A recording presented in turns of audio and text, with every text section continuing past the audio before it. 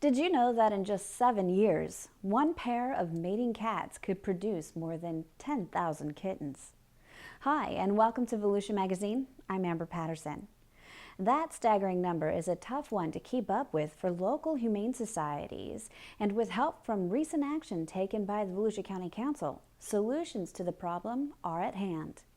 Not only that, but today's show will cover upcoming road construction projects in Deltona, updates about turtle nesting season, and offerings from the University of Florida Volusia County Agricultural Extension. Those stories, news, and more coming right up on Volusia Magazine. I hope you stay tuned.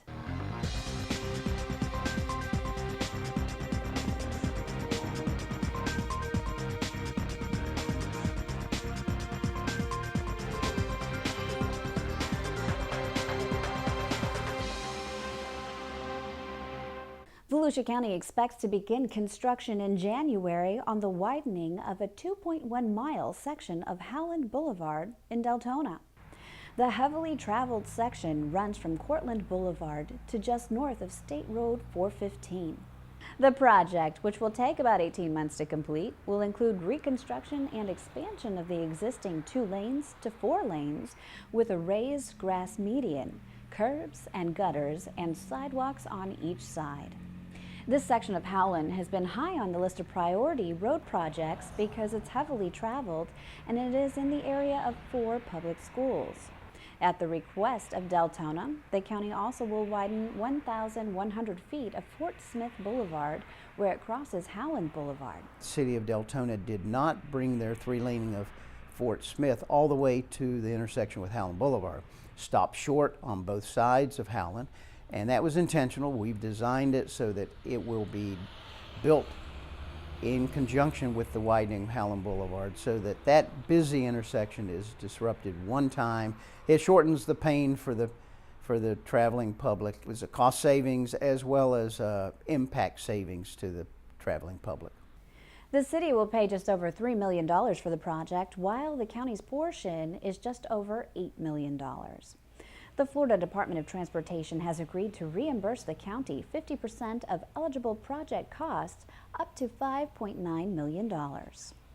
Once complete, Howland Boulevard will be a 4-laned all the way from Elkham Boulevard to State Road 415.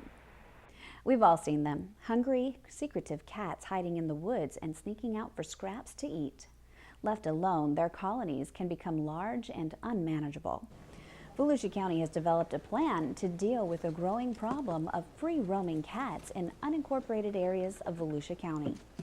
Free-roaming cats, also known as feral or stray cats, congregate in colonies and can produce offspring at amazing rates. Kittens as young as 4 months can become pregnant. Females can have 3 litters a year and can become pregnant again almost immediately after giving birth. In 7 years, a pair of mating cats can produce more than 10,000 kittens. The reproduction rates far exceeds our resources to even attempt to remove and euthanize these cats. To deal with the issue humanely, the Volusia County Council recently approved a trap, neuter, return program that will reduce the number of cats taken to humane societies for euthanasia. It also will save the tax dollars spent on impounding them. Last year, Volusia County Animal Services impounded more than 2,300 cats at a cost of over $200,000. Trap, neuter, return involves trapping stray and feral cats humanely and having them vaccinated, spayed, or neutered and ear-tipped before returning them to their outdoor home. It's recognized as the most effective and humane methods of stabilizing cat colonies. According to Pacheco, simply trapping cats and taking them to the Humane Society has not been successful. New, unaltered cats can enter the area and the colony will be reestablished. In 2010, the Volusia County Council directed our Animal Control Advisory Board to locate a nonprofit organization that would address the feral cat problem in Volusia County. The organization that was chosen was Concerned Citizens for Animal Welfare. Since 2010, this organization has worked with several local cities on a trap, neuter, and return program. Because of their success, Volusia County Animal Services decided to work with Concerned Citizens for Animal Welfare to develop a TNR program for the unincorporated area of the county. Under the Trap Neuter Return Program, Volusia County's Pet Vet Cruiser will provide free spay and neuter surgeries 2 days a month. Staff also will provide cat traps to concerned citizens for animal welfare. The volunteers will capture cats and schedule them for surgery through the county. After the animals recover, the volunteers will release them in the general area where they were found so they can rejoin their colony. The new program is expected to bring about a dramatic immediate reduction in the number of cats taken to the Humane Society and euthanized. This will not only save cats' lives, it will reduce taxpayer dollars spent on euthanasia. Volusia County's beaches continue to be a hotspot for nesting sea turtles as females return year after year to lay their eggs in the warm, familiar sands. This year's sea turtle nesting season, which ended October 31st, produced more than 400 nests from Ormond by the Sea through New Smyrna Beach. As usual, the vast majority of nests were made by loggerhead turtles, which are recognized by their large heads. Volusia County volunteers also counted leatherback and green sea turtle nests and came across a pleasant surprise. Well, we had a really good sea turtle nesting season this year. We had average numbers with a total of 428 nests laid throughout the summer. One of the more exciting things that happened was we had 2 nests made by the very rare sea turtle named the Kemp's Ridley. And those 2 nests were located in New Smyrna Beach and Ponce Inlet. And the last time we had 2 nests by Kemp's Ridleys was in 1996. So these sea turtles are very rare to nest here along this part of Florida, and that was one of the more exciting things we had happen. Some sea turtle hatchlings had a tough go of it this year, succumbing to predators, the elements, and beachfront lighting violations. 3 property owners were cited for violating the county's lighting ordinance and were assessed a total of $8,000 in fines.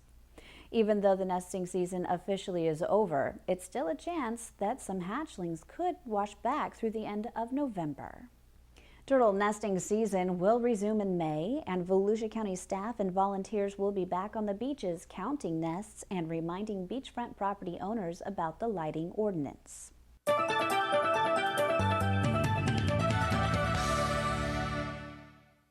Many of the items you throw out are not biodegradable and take centuries to break down. Reduce, reuse, recycle are separate but interconnected ideas that minimizes waste and saves money. The process is simple. The best way to reduce waste is to avoid creating it. According to the EPA, on average, Americans each produce over 4 pounds of trash per day.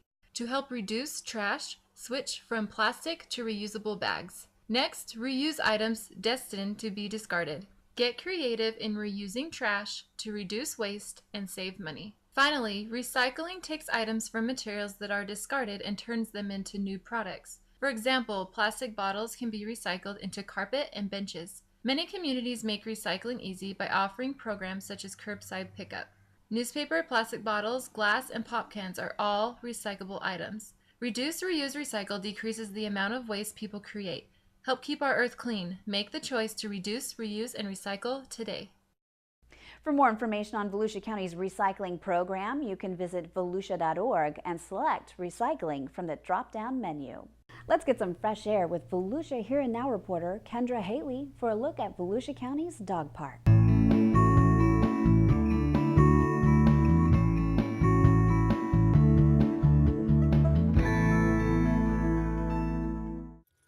We all know dogs are man's best friend. In fact, more than 35% of the U.S. households have at least one dog. And with 11 dog parks throughout Volusia County, small and large dog breeds can stretch out their paws and socialize.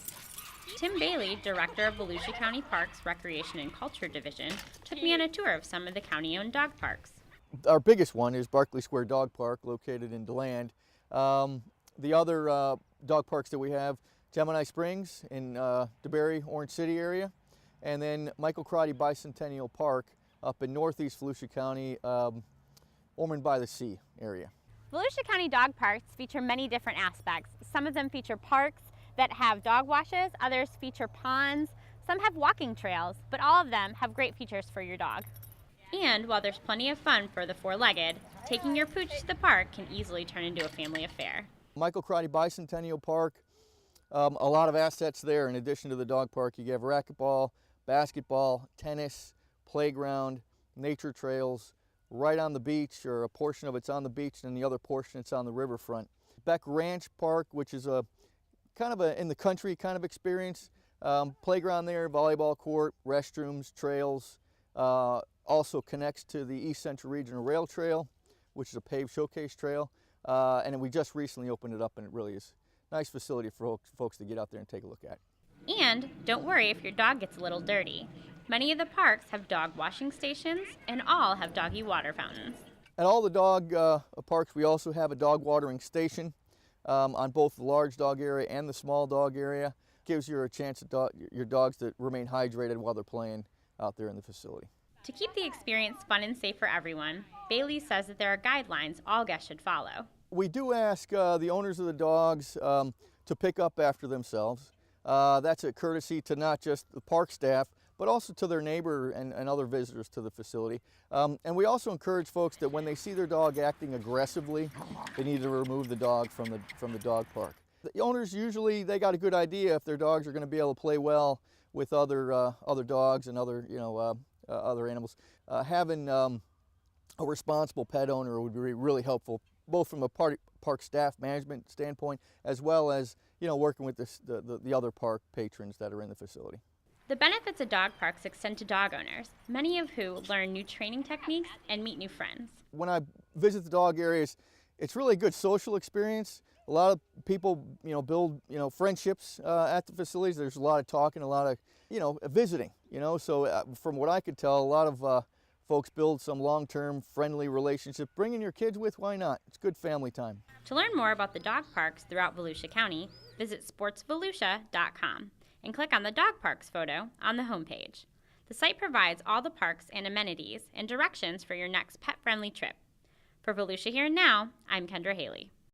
Well, it's time to head outside to join urban and residential horticulturalist Joe Sewards for a look at the ECHO grant project encouraging Florida-friendly landscaping.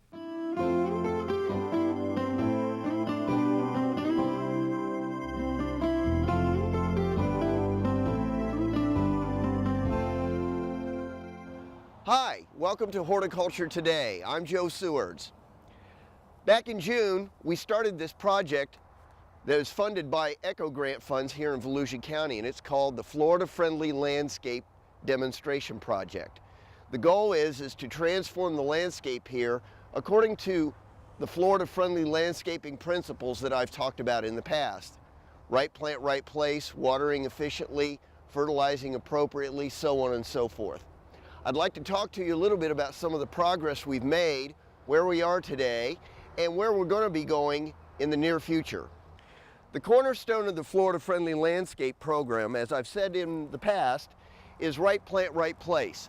And this area is an example of that particular principle. Underneath the shade of this huge oak tree, we used to have turf, and it wasn't doing very well. It was very thin, very sparse, and it just wasn't thriving. So the idea was to transform this into something that's not only beautiful, but exemplifies right plant, right place. So we eliminated all the turf in this area, and we planted plants that do well in shade or part shade. Things such as bromeliads. We have a variety of different species of ferns in here. We have gingers. Things that do well in the shade. And as I say, that is the cornerstone of Florida-friendly landscaping, right plant, right place. We just planted this in August, and already it's starting to fill in, and I'm really looking forward to what it's going to look like next spring. One of the other things that we've managed to accomplish is we planted these 4 beds of caladiums. These are all hybrid caladiums that were developed at the University of Florida. Did you know that the University of Florida has the largest ongoing caladium breeding program in the country? And with the cooperation of one of the professors at the University of Florida, he provided us with these 8 varieties of caladiums to trial here in Volusia County. Not only does it add interest to our landscape and a lot of color, but it's an opportunity for the master gardeners and people that visit the Extension office to observe these varieties and give us feedback about what they think of them. This is another area that is still a work in progress, but you can see that it's transformed already since we started the project. This area is dedicated to water gardening, or rain gardening I should say, And the idea here is reducing stormwater runoff, another one of the 9 principles of Florida-friendly landscaping. And the intention with this area is to capture rainwater that comes off the roof of our office, allow it to fill this shallow depression that we've created, and over time then, that will soak into the ground, reducing the amount of runoff that's coming off of the building and allowing it to soak back into the ground, helping to recharge our aquifer. Another important principle of Florida-friendly landscaping. And the plants that are going to be in and around this pool are all adapted to that type of environment. So again, right plant, right place. So now I'd like to show you about what's coming in the very near future in phase 3. So we've talked a little bit about where we were when we started. We've talked about where we are, and I showed you some of the projects that have already been completed. I'd like to talk a little bit about where we're going to be going. And this is going to be the biggest, most complex part of our project. This pathway I'm walking on right now will soon be transformed into permeable concrete. That's another part of the Florida-friendly landscaping program, as I've said before, is reducing stormwater runoff. And permeable concrete is going to allow rainwater to pass right through, soak into the ground as if it was never here. This pathway will continue around the building to show people how functional, how easy, and how attractive these types of systems can be. We'll have new plants along the front of the building. It's going to look a lot more complete than it does right now. The idea being people can come here, visit the extension office, and they can get ideas about some of the things that they can do around their landscape at home to become more Florida friendly as well. For Horticulture Today, I'm Joe Sewards. Let's head into the studio to join our very own Community Information Director, Dave Byron, with his guest, David Griffis, Director of the Agricultural Extension, with an update on the Volusia County Farm Tour that takes place on November 21st. Thanks, Amber, and hi, everyone. You know, when we think about Volusia County's economy, many of us tend to focus on tourism, construction, consumer services, healthcare. But a major factor in Volusia County's economy is our agriculture industry, which contributes more than $750 million a year to the Volusia County economy. You know, with the annual Farm City Tour right around the corner, we thought it'd be a great time to find out how our local growers are doing these days. So our guest in the studio was David Griffis. He's the director of the University of Florida Volusia County Cooperative Extension Services. David, how you doing? Great, thank you. Always a pleasure to be here, Dave. Hey, we're going to be talking about the farm tour in just a second. Give us a quick snapshot of the Volusia County ag industry. You know, obviously tourism is the big picture in Volusia County, but I think agriculture is number 2, is it not? Yes, agriculture in the state of Florida as well as in Volusia County is the number 2 industry in the state. Ag within Volusia County, it suffered a little bit through the recession like everything else, and it is making a comeback now. All of our growers are hardy people. They're longtime family members usually in ag, and they're doing well. And you know, what's interesting, Dave, and I love to have this conversation with you every year, is because, you know, the diversity in Volusia County's agriculture is significant. I mean, there's some crazy stuff that's grown in Volusia County. You know, we go from ferns to what have you. Yeah, cut foliage is our still leading industry in the county. We have about 9,000 acres of cut foliage, and it brings in about $70–80 million a year to the economy. Those are the little things you see in your corsage, cut little foliage, greenery. Flowers, floral arrangements, you better believe it. All that is included in the cut foliage. And we have aquaculture, clam farming, we raise a lot of stuff, olives. Yeah, we have a very, very diverse agricultural community. David, you know, you mentioned it, you know, in the last 4 or 5 years, the economy has been tough for every segment of the economy, not just here locally, but across the country. And of course, our agriculture folks not only have to deal with the ups and downs of the economy, but they have to deal with the weather phenomenons. And gosh, you never know whether you're going to have a hurricane, or in the case of the Midwest, floods or fires or what have you. So generally speaking, what do you think the plight is today of the American farmer? Well, we'll touch on the just on the weather, for instance. In West Volusia, for the most part, it's been very, very dry throughout the summer and early fall, whereas East Volusia has had flooding, and unfortunately people's homes were flooded and things. So even in a county, you have a very, very diversity of agricultural weather conditions. You know, we've talked to a number of different growers over the years, Dave, in doing this interview, and they all seem to say the same thing, that one of the keys to long-term survival and thriving and to make some money is to have a diversity use of their land, to be able to grow different things on their acreage, and that seems to be one of the keys. Right. It's just like if you're in business, any other type of business, you have to be one step ahead of the market. Right. You need to know what's going on. You need to know the trends, what are the conditions out there, and you have to diversify and you meet the needs of your clientele. And David, you know, like every business everywhere, you know, those that haven't kept up with the changes in technology, the changes in the way consumers are buying things, they're going to get left behind. And our growers are certainly in tune with, you know, the changes in consumer habits, particularly as it relates to technology-driven decisions. Exactly. Most of agriculture, it would surprise most of the people to see the technology that takes place, from tractors to GPS units on tractors to they all use smartphones now to pull up data. If they have an insect or a weed in the field, they can pull it up on their smartphone and find out what it is and find out how to control it right there in the field. Right, and of course, you know, we've talked to Bruce Crump and folks like him. Bruce, of course, with Volusia Farms, one of the oldest ag industry companies in Volusia County, and they sell a lot of products online. They do. They've all gone online. You can buy online. We have a niche market where people sell floral arrangements and things that all online. Don't even have a hard store, not a brick and mortar store. It's all online.